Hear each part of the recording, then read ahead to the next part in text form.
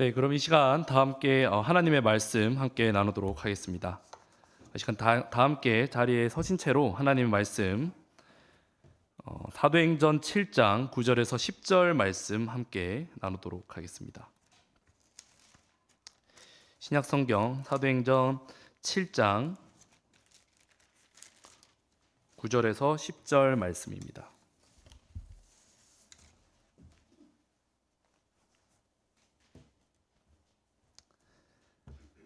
네, 찾으셨으면 다 함께 봉독하도록 하겠습니다. 시작.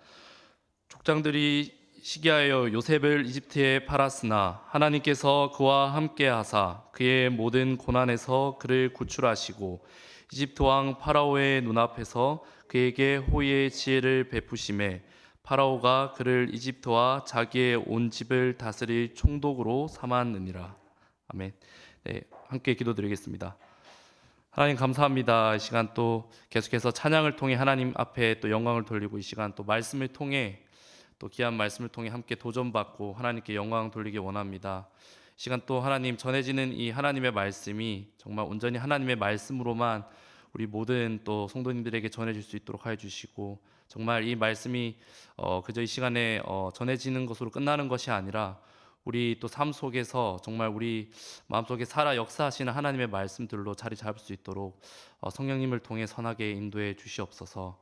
또한 말씀을 또 듣는 가운데 또 사탄 마귀가 틈타지 않도록 우리 모두의 마음을 또 주님께서 또 잡아 주실 것을 믿사오며 이 모든 말씀을 우리 주 예수 그리스도 이름으로 기도드렸습니다.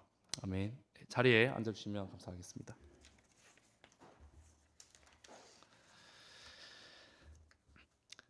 네, 많은 사람들은 세상을 살아가면서 각자의 삶 가운데 다양한 상황들을 마주하며 살아갑니다. 그 상황 속에서는 기쁜 일도 있을 것이고 또 화가 나거나 억울함을 느끼는 일도 있을 것이고 슬픔과 고난을 겪는 일도 있을 것이며 즐거움 가운데 생활을 하기도 할 것입니다. 그런데 보통 세상 사람들은 이러한 삶을 살면서 자신의 생애를 각자의 운에 따라 그 운에 맞게 살아간다 생각을 하기도 하고 또는 자신의 인생에 대해 정해진 팔자가 있다고 생각하며 또 살아가기도 합니다. 하지만 우리 구원받은 그리스도인들은 이 세상의 모든 창조물들과 그 안에서 일어나는 모든 일들은 하나님의 섭리 안에서 하나님의 뜻대로 일어나고 있음을 믿습니다.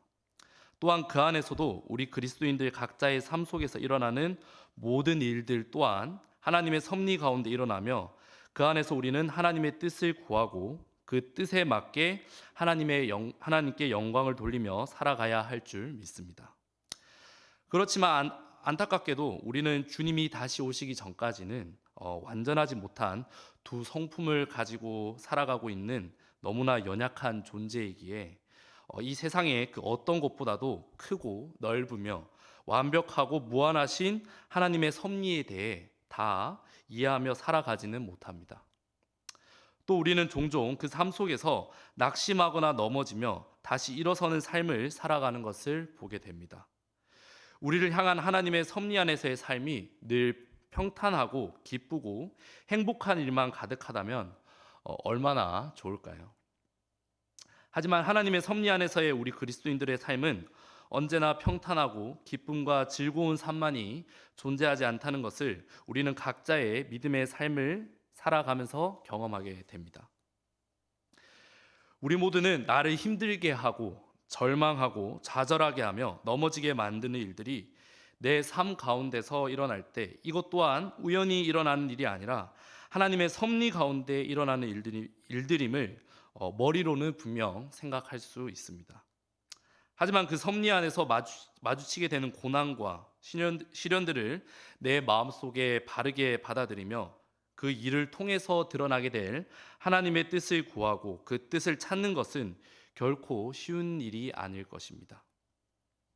또한 그러한 과정들을 통해서 우리 그리스도인들은 얼마든지 고난 가운데 스스로 무너질 수도 있고 하나님의 뜻을 구하기보단 그 순간에 나를 위한 삶을 살거나 내 삶이 나에게 초점이 맞춰져 하나님의 뜻이 아닌 내 뜻만이 드러나고 세워지는 삶을 살아가는 실수를 범할 때도 있습니다.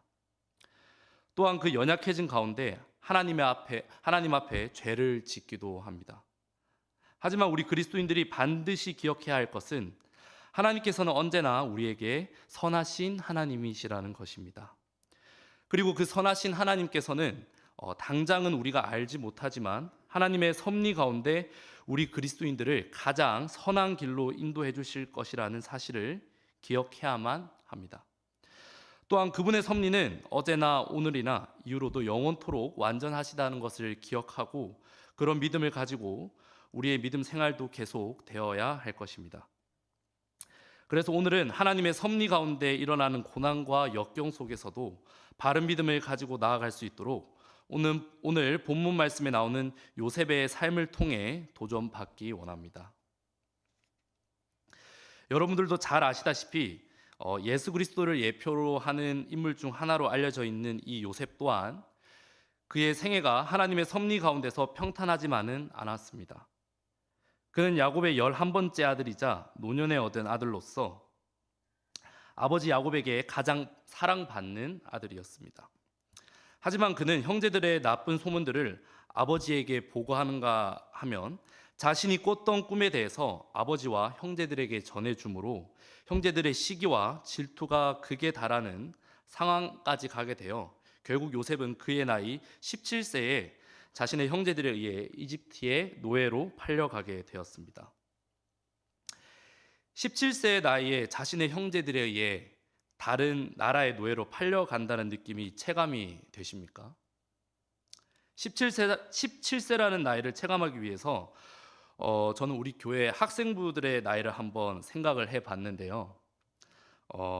요셉이 팔려갔던 저 나이대가 딱 지금 우리 학생부에 있는 조은별 자매와 박서연 자매보다 한 살이나 어린 나이라고 합니다. 정말 요셉의 나이를 생각할 때 정말 저는 개인적으로 이집트의 노예로 팔려갔던 요셉의 나이가 더 큰 충격으로 느껴졌었는데요. 이 나이 때는 부모님에게 꾸중만 들어도 상당히 마음이 상할 수 있고 정서적으로도 많이 영향을 받을 수 있는 시기인데도 불구하고 요셉은 다른 사람들도 아닌 자신의 형제들에 의해 노예로 팔려가게 됐었다는 것입니다. 그렇게 이집트로 팔려간 요셉은 당시 파라오의 호위 대장이었던 보디발의 집으로 팔려가게 되었습니다. 또한 보디발의 집에서도 보디발의 아내로부터 누명을 쓴 요셉은 결국 감옥에까지 갇히게 되며 이집트에서의 삶도 계속해서 고난과 시련이 이어졌다는 것을 우리는 볼 수가 있습니다.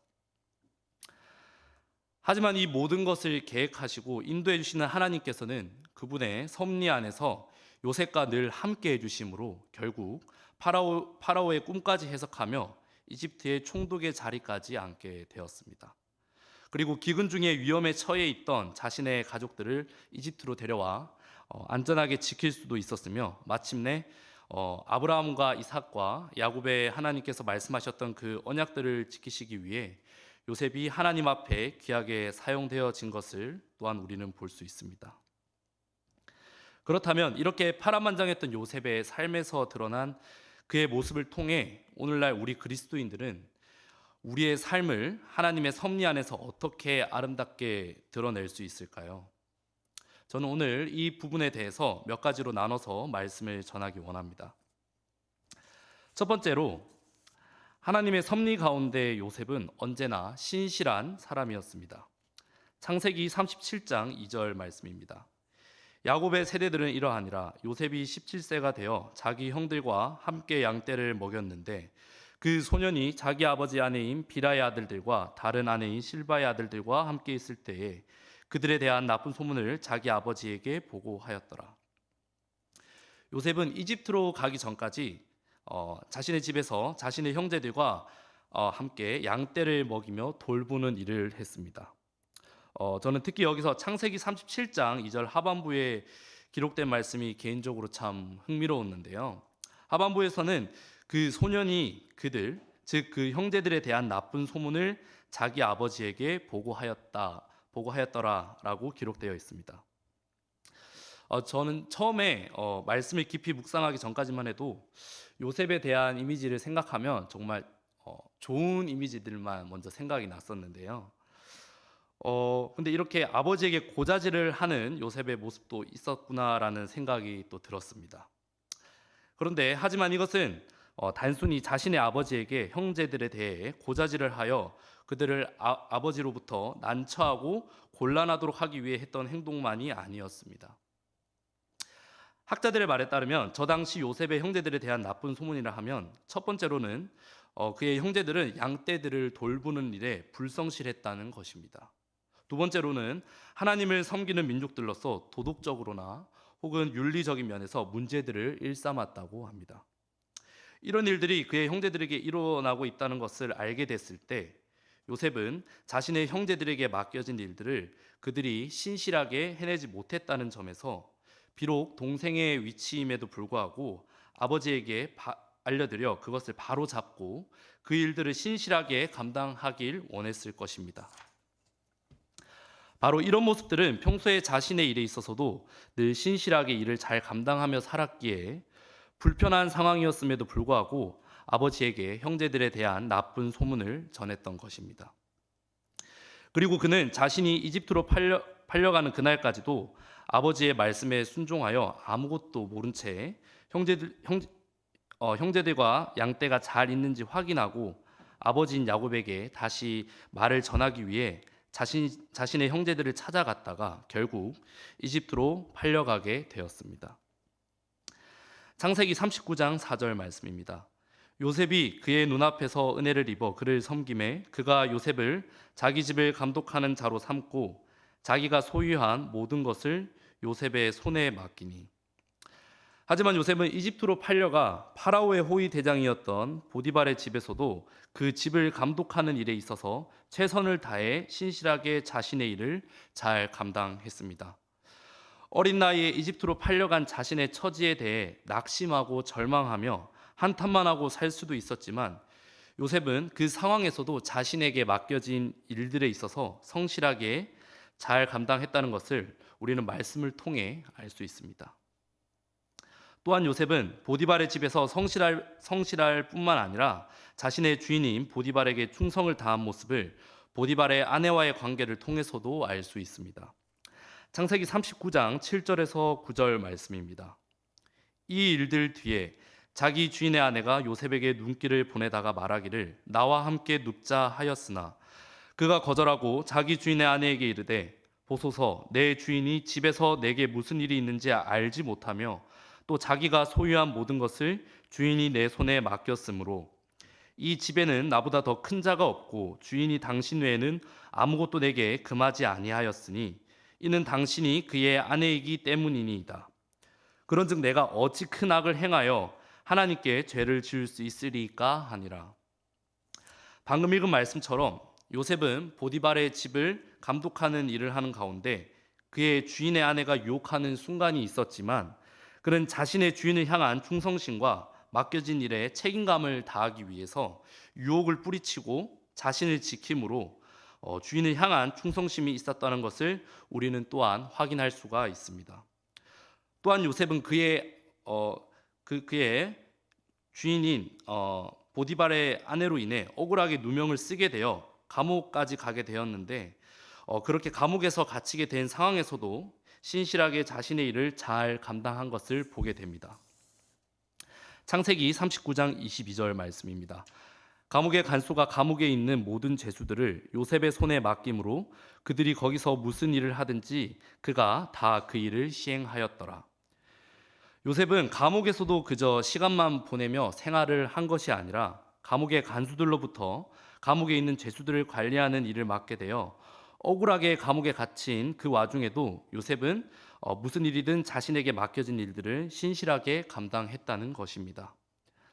아마 보통 사람들이었다면 억울하게 감옥에 갇힌 것만 해도 분통이 터져서 불만과 불평만 늘어놓으며 맡겨진 일은 둘째치고 자신의 억울함을 호소하며 살았을 것입니다. 하지만 요셉은 달랐습니다. 그는 억울한 누명을 쓰고 감옥에 갇혔음에도 불구하고 감옥에서 2년 동안이나 맡겨진 일들에 있어서도 신실하게 잘 감당했다는 것입니다. 그리고 마지막으로 요셉은 파라오의 꿈을 해석하여 이집트에 총독이 된 후에도 자신의 신실한 모습을 이어갔습니다. 창세기 41장 46절에서 49절 말씀입니다. 요셉이 이집트 왕 파라오 앞에 설 때에 나이가 30세더라.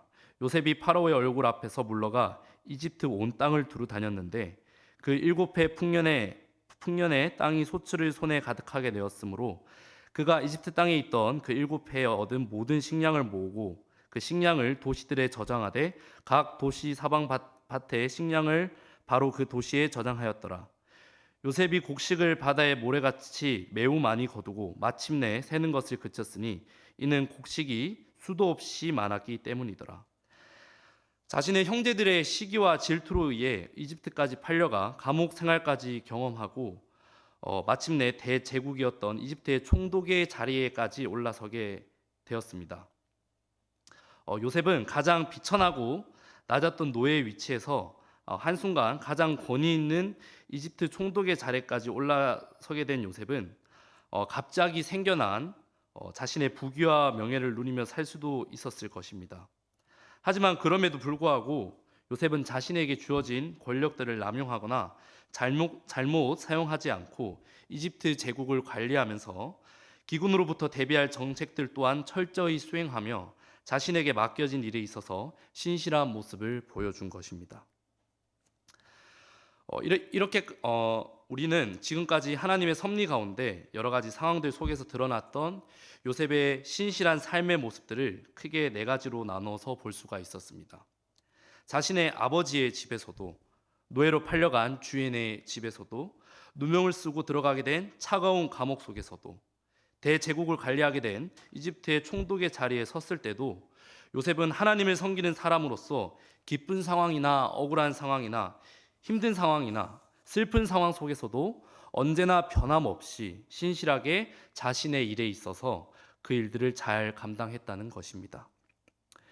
이러한 모습들은 오늘날 하나님을 섬기는 우리 그리스도인들의 모습 가운데서도 잘 드러나야 할 줄로 믿습니다.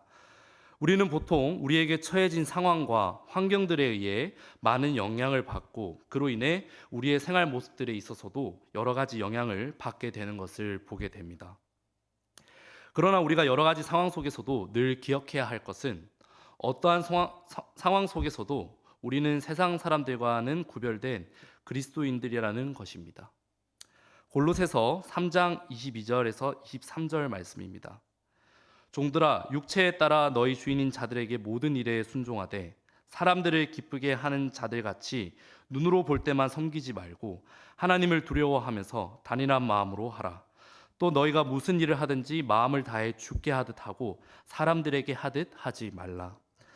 방금 읽은 말씀처럼 단순히 우리가 일을 하며 살아갈 때도 다른 어떤 이유보다도 먼저 우리는 그리스도인이기에 매사에 맡겨진 일들에 있어서도 최선을 다해 이루고 우리에게 맡겨진 일들을 신실하게 감당함으로 진정한 그리스도인다움을 세상에 바르게 드러낼 수 있는 것입니다. 또한 우리 그리스도인들은 우리가 일하는 직장에서도 마음을 다해 주께 하듯 각자에게 맡겨진 일에 최선을 다해 신실하게 일들을 잘 감당하게 될 때 우리는 그리스도인들로서 본이 되는 모습으로 세상 사람들에게 선한 영향력을 끼치며 하나님께 영광을 돌리는 삶을 살아가게 되는 것입니다. 동시에 우리 그리스도인들은 우리가 섬기고 있는 지역 교회에서도 각자가 섬기는 일에 있어서도 신실해야 합니다. 교회는 예수 그리스도를 머리로서 두고 그분의 각 지체들로 이루어져 있음을 우리는 믿고 있습니다. 우리 지체들은 우리 각자의 몸을 매일매일 잘 움직이며 살아가듯이 교회 지체들 또한 각자의 위치에서 어떤 상황 속에서도 신실하게 자신에게 맡겨진 일에 있어서 잘 감당해야 할 줄로 믿습니다. 하지만 우리 지체들은 각자가 다양한 연약함을 가지고 있고 모두가 다른 믿음의 깊이를 가지고 있습니다. 그렇기에 우리는 다양한 환경들로부터 영향을 받고 세상으로부터 들이닥치는 풍파들로 인해 믿음 생활이 흔들리는 것을 경험하기도 합니다. 하지만 그럼에도 불구하고 우리 모두는 모래 위에 집을 짓는 자들이 아닌 반석 위에 집을 짓는 자들과 같이 어떠한 어려운 풍파 속에서도 예수 그리스도께서 머리 대신 교회의 각 지체들로서 풍파들로 인해 잠시 흔들릴 수는 있을지언정 풍파로 인해 떠내려가거나 무너지고 흩어지는 교회 지체들이 아니라 더 굳건히 세워져 나가는 교회가 되어야만 합니다. 그렇다면 오늘날 예수 그리스도의 한 지체들로서 우리 교회가 신실하게 해내야 할 것이 무엇입니까? 그것은 계속해서 영혼들을 구령하고 양육하며 선교하는 일에 힘쓰는 것일 겁니다. 그러기 위해서라도 어떠한 상황 속에서도 신실하게 자신의 일을 묵묵히 해냈던 요셉을 기억하면서 오늘날 우리 모든 그리스도인들도 하나님의 섭리 가운데서도 시련과 고난들이 존재하더라도 신실하신 하나님만을 바라보며 우리 모두는 신실한 믿음의 생활을 이어나가야 할 것입니다. 또한 우리는 이사야 말씀에 기록된 말씀처럼 우리 주 예수 그리스도를 통해서도 신실한 그리스도인의 삶에 대해 생각하고 크게 도전받을 수가 있습니다. 이사야서 53장 7절 말씀입니다. 그는 압제를 당하고 고난을 당하였어도 자기 입을 열지 아니하였으며 도살장으로 향하는 어린 양같이 끌려갔고 털 깎는 자 앞에서 잠잠한 양같이 자기 입을 열지 아니하는도다.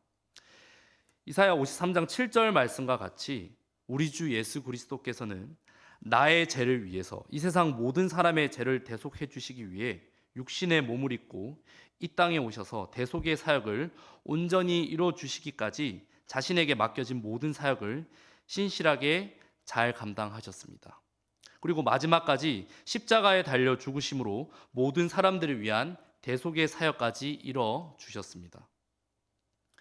이처럼 요셉이 비록 자신의 형들에 의해 이집트의 노예로 팔려가 온갖 시련과 고난을 겪었지만 끝까지 하나님의 섭리 가운데 그분의 뜻을 드러내기 위해 신실하게 살아갔던 모습과 그리고 예수님께서 우리 모두의 죄를 대속하여 하나님의 섭리 가운데 그분의 뜻을 이루기 위해 도살장으로 끌려가는 잠잠한 양같이 십자가에서 고난을 받으며 죽기까지 자신의 사역을 신실하게 잘 감당해 주셨던 것을 생각할 때 오늘날 우리 모든 그리스도인들도 그에 합당한 신실한 그리스도인으로서의 삶을 살아가야만 하는 것입니다.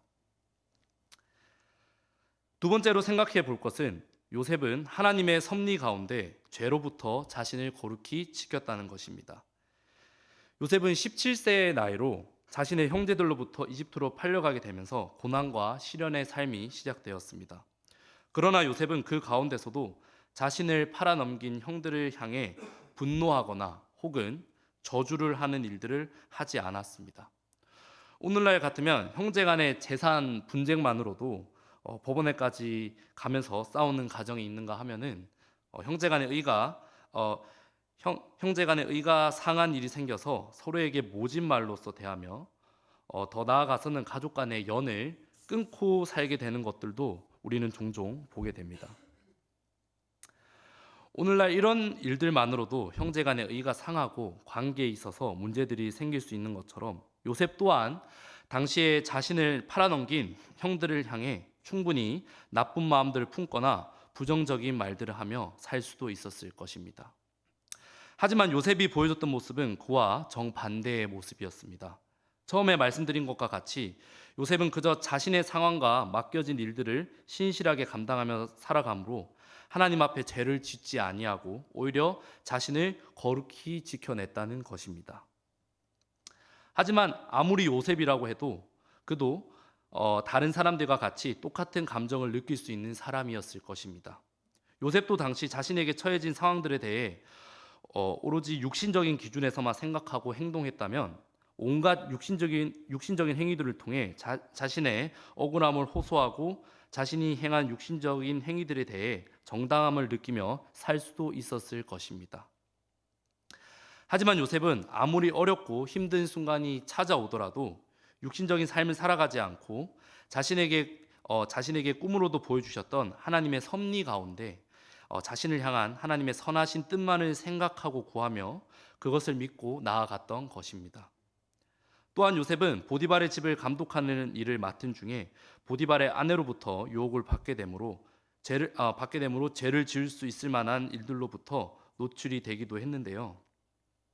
창세기 39장 7절에서 10절 말씀입니다. 이 일들 뒤에 그의 주인인 아내가 요셉에게 눈길을 보내다가 말하기를 나와 함께 눕자 하였더니 그가 거절하고 자기 주인의 아내에게 이르되 보소서 내 주인이 집에서 내게 무슨 일이 있는지 알지 못하며 또 자기가 소유한 모든 것을 주인이 내 손에 맡겼으므로 이 집에는 나보다 더 큰 자가 없고 주인이 당신 외에는 아무것도 내게 금하지 아니하였으니 이는 당신이 그의 아내이기 때문이이다. 그런즉 내가 어찌 그 큰 악을 행하여 하나님께 죄를 지을 수 있으리까 하니라. 그녀가 날마다 요셉에게 말하였으나 그가 그녀의 말에 귀를 기울이지 아니하고 옆에 눕지 아니할 뿐만 아니라 함께 있지도 아니하였더라. 요셉은 이집트의 노예로 팔려가 보디발의 집에서 집을 감독하는 일을 맡아 매일같이 열심히 집안 일을 감독하는 와중에 보디발의 아내로부터 함께 동침하자는 유혹을 받게 됩니다. 심지어 그녀로부터 한두 번의 유혹을 받는 것이 아니라 10절 말씀과 같이 그녀는 날마다 요셉을 유혹했다고 합니다. 이 당시만 해도 가족들로부터 받은 상처가 얼마 지나지 않은 시기였을 것입니다. 심적으로도 많이 외로운 상황에서 남자라면 누구나 시험에 걸려 넘어질 법한 이성 간의 문제로 유혹을 받게 된 것입니다.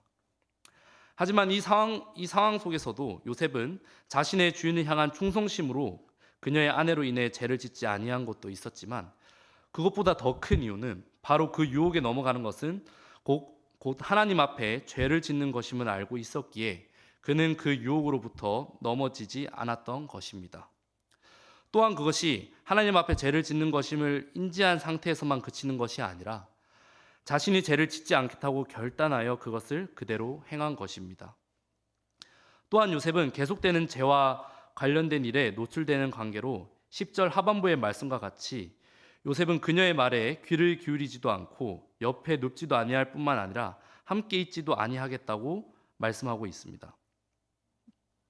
이처럼 요셉은 계속되는 죄들의 노출로부터 자신을 아예 단절을 시켜 하나님 앞에 죄를 짓지 않기 위해 죄성이 드러나 있는 일들로부터 완전히 벗어나 하나님 앞에 거룩하게 자신을 지켜낸 것입니다.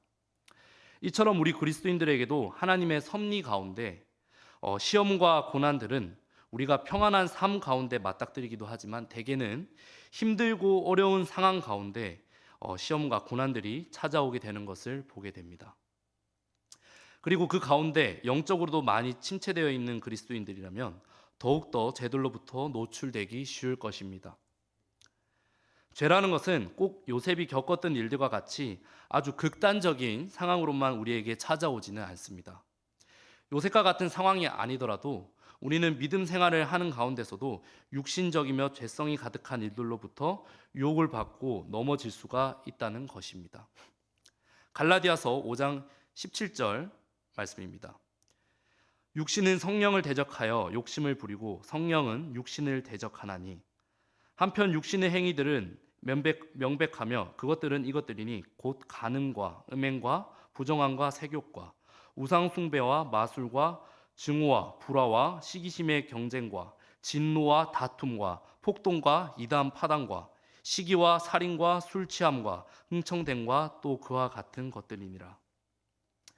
갈라디아서 말씀과 같이 간음과 음행과 부정함과 색욕과 우상 숭배와 마술과 증오와 불화와 시기심의 경쟁과 진노와 다툼과 폭동과 이단 파당과 시기와 살인과 술 취함과 흥청됨과 같은 육신의 행위들은 우리 그리스도인들의 삶 속에서도 얼마든지 드러날 수 있는 것들이며 이런 육신적인 행위들이 하나님의 섭리 가운데 시련과 고난을 맞닥뜨리며 살아가는 우리 그리스도인의 삶 속에서 드러나 죄를 짓게 만들고 그것으로 인해 우리의 믿음 생활을 넘어지게 할 수 있다는 것입니다.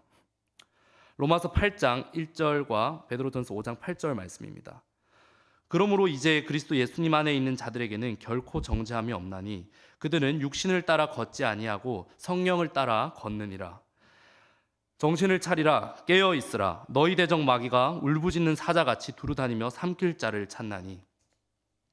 더 나아가 그리스도인들은 육신적인 행위로부터 파생된 죄들로 인해 하나님과의 개인적인 영적 관계도 소홀히 되어질 수 있고 곧 영적 침체기로까지 이어질 수 있는 것입니다. 하지만 그 가운데서도 우리는 환경에 의해 치우치지 않고 하나님 앞에 죄를 짓지 아니했던 요셉과 같이 우리의 각자의 삶 속에서도 하나님의 섭리 가운데 아무리 어렵고 힘든 일이 나를 시험하고 또 힘든 일이 나를 시험하고 무너뜨리려고 할 것입니다. 그럼에도 불구하고 항상 우리는 육신을 따르는 자들이 아니라 성령님을 따르는 구원받은 그리스도인들임을 기억하고 호시탐탐 우리를 노리는 마귀의 계략들로부터 우리를 지키고 깨어 있어야 할 줄로 믿습니다. 그렇다면 요셉은 어떻게 죄들로부터 승리하여 하나님 앞에 죄를 짓지 않으며 살아갈 수 있었던 걸까요? 물론 앞에서 말씀드렸던 것과 같이 자신을 향한 하나님의 섭리 가운데서 하나님의 뜻을 구하고 의지하며 살아갔기에 승리할 수도 있었겠지만 가장 큰 이유는 바로 하나님께서 요셉과 함께 해주셨기에 요셉은 승리하는 삶을 살 수 있었던 것입니다. 창세기 39장 말씀입니다. 주께서 요셉과 함께 계셨으므로 그가 매사에 형통한 사람이 되어 그의 주인인 이집트 사람 집에 있었는데 3절 말씀입니다. 주께서 그와 함께 계시는 것과 또 주께서 그가 행한 모든 일을 그의 손안에서 형통하게 하시는 것을 그의 주인이 보았더라. 5절 말씀입니다. 그가 요셉을 자기 집과 자기가 소유한 모든 것을 감독하는 자로 삼은 뒤부터 주께서 요셉으로 인해 그 이집트 사람의 집에 복을 내리셨으므로 21절 23절 말씀입니다. 그러나 주께서 요셉과 함께 지내시며 그에게 긍휼을 보이사 감옥의 간수의 눈앞에서 그에게 회를 베푸시매 감옥의 간수는 그의 손밑에 둔 것은 어떤 것도 돌아보지 아니하였으니 이는 주께서 그와 함께 계셨고 그가 행하는 것을 주께서 형통하게 하셨기 때문이라. 방금 읽은 말씀을 보더라도 요셉은 시련과 고난 가운데서도 언제나 하나님과 동행하는 삶을 살았다는 것을 알 수 있습니다. 물론 창세기 39장에서 말씀하신 요셉을 향한 하나님의 임재는 조건적인 것이 아니라 절대적이며 주권적인 하나님의 임재를 의미하긴 합니다. 그러나 어떠한 이유가 됐든지 한 가지 확실한 사실은 하나님께서는 요셉과 함께 하셨다는 사실입니다. 그 힘들고 어려웠던 시련 속에서도 요셉이 죄들로부터 자신을 지키고 끝까지 하나님의 뜻을 기다리며 나아갈 수 있었던 것은 바로 하나님께서 그와 함께 하셨기 때문입니다. 정말 이런 요셉과 같이 오늘날 우리도 우리의 의지나 노력에 상관없이 하나님께서 요셉에게 임하신 것처럼 그와 같이 우리가 똑같이 삶을 살아간다면 얼마나 좋을까요? 물론 오늘날에는 모든 그리스도인들 마음 안에는 성령님께서 내주하시고 그와 같이 내주하신다는 사실을 우리는 알고 있습니다. 하지만 우리는 성령님께서 우리 안에 내주하시는 것에서만 만족을 해서는 안 됩니다. 우리는 내 안에 계시는 성령님께서 충만히 우리 안에서 거하시는 삶을 살아갈 것을 추구해야만 하는 것입니다. 그러기 위해서는 우리 그리스도인들은 늘 말씀과 기도가 우리 삶 안에서 넘쳐나는 삶을 살아가야 합니다. 그렇게 됐을 때 우리 안에 풍성하게 거하는 말씀과 매일의 기도를 통해 언제나 하나님과 동행하는 삶을 살 수 있을 것이고 그런 성령 충만한 삶을 통해서 우리는 하나님의 섭리 안에 있는 시험과 고난 가운데서도 죄성이 가득한 육신적인 일들로부터 우리는 승리하게 될 것이고 계속해서 하나님의 섭리 가운데 그분의 뜻에 따라 살아갈 수 있을 것입니다. 이것을 늘 기억하면서 어떠한 상황 속에서도 하나님과 함께하며 죄들로부터 승리하는 삶을 살아갔던 요셉처럼 우리 모두도 늘 하나님과 동행하는 삶을 사는 것을 사모하고 그 삶을 풍성하게 누림으로 우리 자신을 하나님 앞에 아름답고 거룩하게 드러내지기를 소망합니다. 마지막 세 번째로는 하나님의 섭리 가운데 요셉은 사랑과 긍휼을 베푸는 사람이었다는 것입니다.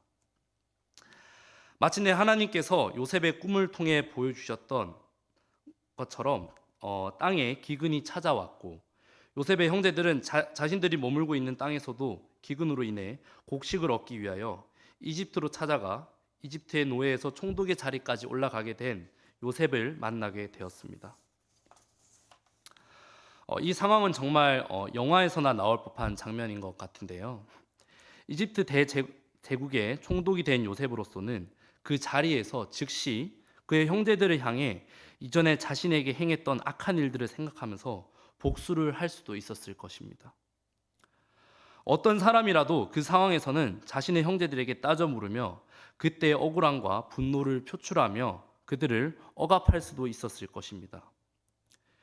왜 나를 그렇게 시기하고 질투했었냐고, 도대체 내가 무엇을 그렇게 잘못했기에 피를 나눈 어린 형제를 그렇게 다른 나라의 노예로 팔아버릴 수가 있느냐고, 자신에게 왜 그렇게만 대했냐고 따질 수도 있었을 것입니다. 혹은 순간 떠오른 옛 일들로 인해 분노가 차서 조용히 그들을 죽일 수도 있었을 것입니다. 하지만 그럼에도 불구하고 요셉은 자신의 형제들을 향해 그렇게까지 행동하지 않고 오히려 그들을 받아주고 용서해주며 긍휼을 베푼 것을 우리는 말씀을 통해 확인할 수 있습니다. 요셉이 감정이 없어서 억울함도 못 느끼는 그저 마냥 착하고 마음이 넓은 사람이라서 자신의 형제들을 용서하고 그들에게 긍휼을 베풀었을까요? 분명히 그렇진 않았을 것입니다. 요셉도 오늘날 우리와 같이 똑같은 감정들을 느낄 수 있고 아픔을 느끼고 고난과 시련 속에서 어려움을 느끼는 사람이었을 것입니다. 창세기 42장 24절 말씀입니다. 그가 그들을 떠나 돌아서서 울고 그들에게 다시 돌아와 그들과 대화하다가 그들로부터 시므온을 취해 그들의 눈앞에서 결박하였더라. 창세기 43장 30절 말씀입니다. 요셉이 속 중심에서 자기 동생을 그리워하였으므로 급히 울 곳을 찾은 뒤 자기 방으로 들어가 거기서 울고는. 창세기 45장 1절에서 2절 말씀입니다. 그때 요셉이 자기 옆에 서 있는 모든 자들 앞에서 자기를 억제할 수 없어서 소리를 질러 이르되 모든 사람을 내게서 물러가게 하라 하였는데 요셉이 자기 형제들에게 자기를 알릴 때와 그가 함께 서 있는 자가 아무도 없더라. 그가 크게 우니 이집트 사람들과 파라오의 집이 듣더라. 이런 부분만 보더라도 형제들을 향한 원망과 슬픔과 그리움과 서러움의 마음들이 요셉에게도 있었다는 것을 우리는 알 수 있습니다. 그럼에도 불구하고 요셉은 자신에게 악을 행한 그의 형제들을 향해 악으로서 돌려주지 않았습니다. 오히려 그들을 용서하고 그들의 근심들을 해소해 주므로 그들을 향한 사랑과 긍휼한 마음을 보여주었습니다. 창세기 45장 5절 말씀입니다. 그러므로 이제 당신들이 나를 이곳에 팔았다고 해서 근심하거나 당신들 스스로에게 노하지 마소서. 하나님께서 생명을 보존하시려고 나를 당신들보다 앞서 보내셨나이다. 창세기 50장 20절 말씀입니다. 다만 당신들에 대해 말하자면 당신들은 나를 대적하여 악을 생각하였으나 하나님께서는 그 일을 선이 되도록 의도하시고 이날 드러난 것과 같이 그 일을 이루사 많은 사람을 살려두셨나니. 요셉이 자신에게 악한 일을 행했던 자신의 형제들을 향해 용서와 사랑과 긍휼의 마음을 드러낼 수 있었던 것은 바로 자신에게 일어났던 모든 좋고 악한 일들이 하나님의 섭리 가운데 일어난 것이며, 비록 과정에 있어서는 악한 일을 또한 보여지기도 했지만 자신에게 고난과 시련의 시간을 가지기도 동시에 했습니다. 결국 하나님께서 그 모든 것을 통해 자신의 뜻을 이루셨고 그 모든 일들이 선이 되도록 인도하셨다는 것을 그는 알았기에 비록 자신을 팔아넘긴 형제들이었지만 그들에게 용서와 사랑과 긍휼의 마음으로 다가갈 수 있었던 것입니다. 이처럼 오늘날 우리 그리스도인들도 하나님의 섭리 안에서 일어나는 여러 가지 일들 중에 우리의 생각으로는 도저히 이해할 수 없고 용서할 수 없으며 감당하기에 너무나 버거운 일들도 종종 일어나게 될 것입니다. 하지만 우리가 여기서 항상 경계해야 할 것은 막상 그런 일들을 경험하게 될 때는 하나님의 섭리 안에서의 그분의 뜻이 무엇인지 구하고 간구하기보다는 우리 안에 있는 옛 성품들로 인해 육신적인 생각과 마음들로부터 더 노출되기 쉽다는 것입니다. 하지만 그럼에도 불구하고 우리는 후에 우리에게 선으로 드러나게 하실 하나님의 섭리 안에서의 그분의 뜻을 기대하며 반드시 우리를 선함으로 인도해 주실 하나님을 기억하고 또 그분을 믿으며 우리의 믿음 생활을 계속해서 나가길 원합니다. 이렇게 오늘은 하나님의 섭리 안에서의 삶을 아름답게 드러냈던 요셉의 삶을 통해 도전을 받게 되었는데요. 먼저 요셉은 하나님의 섭리 가운데 늘 신실한 삶을 살아갔습니다. 또한 요셉은 하나님의 섭리 가운데 제들로부터 승리하는 삶을 살아가는 사람이었습니다. 마지막으로 요셉은 하나님의 섭리 가운데서의 그분의 뜻을 늘 생각하며 선함으로 자신을 인도해 주실 것을 믿고 나아갔기에 용서와 사랑과 긍휼의 삶을 하나님의 섭리 안에서 드러내며 살아갈 수 있었던 것입니다. 이처럼 저를 포함한 여기 계신 모든 성도님들도 이런 요셉의 모습을 기억하시면서 우리를 향한 하나님의 섭리 가운데서 아름답게 드려지게 될 우리의 믿음 생활을 기대하면서 계속해서 귀하게 하나님을 섬겨 나가는 우리 모두가 되길 소망합니다. 네, 기도드리겠습니다.